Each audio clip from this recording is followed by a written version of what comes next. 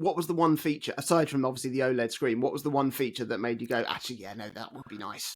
I don't think it was a specific feature. It was knowing that this is a mid-gen refresh kind of thing. You know, it's the equivalent of like the PS4 Pro when we got that, or whatever letters they appended to the Xbox One last generation when the machine got a bit bigger and better and boxier. It's that kind of thing.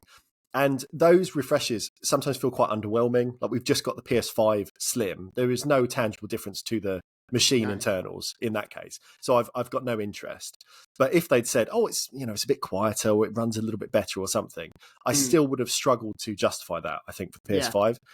The Steam Deck, when it first was announced way back when, I remember like having a chat with you on the podcast thinking like, yeah, it sounds interesting, but I was really struggling to know if I would use it, because I was genuinely unsure if me being like an obsessive physical games collector for years and years, me being quite like anti-PC in the way I played games as well. I didn't always like the fact that it's like, oh, there's a different experience if you want a bit more performance or you want a bit more like graphical fidelity or whatever. I liked the idea of a console game just being, here's the experience, put it in, that's what you get. Yeah.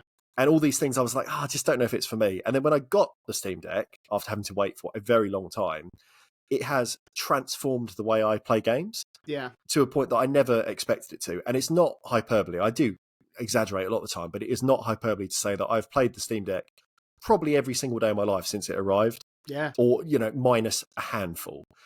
And as soon as I saw these incremental things being like, oh, the screen's a lot nicer and the refresh rates are a lot better and the colours are a lot more vibrant. Oh, it's HDR. Oh, it's a bit quieter as well. The fans are better. It's just a little bit lighter. Oh, there's more storage for the same price. It's like the amount of small upgrades. I was like, no, this is more than just saying it's the PlayStation 4 you had, but there's a minor difference. Yeah. Because in the case of that as well, when I bought my PS4 Pro, it's like actually some games are running worse because they're now targeting a resolution it cannot handle. And it sounds like a fucking jet because it didn't have the cooling for it either. Whereas with the Steam Deck, it's like every part of it is an improvement. There is nothing is a step back. Every bit of it is better than it was, including bits that, again, I didn't realize at first, but when I started reading, it's like the touchscreen's more responsive. The trackpads feel better. And the power button is orange. Yeah, the power button's orange. That's better.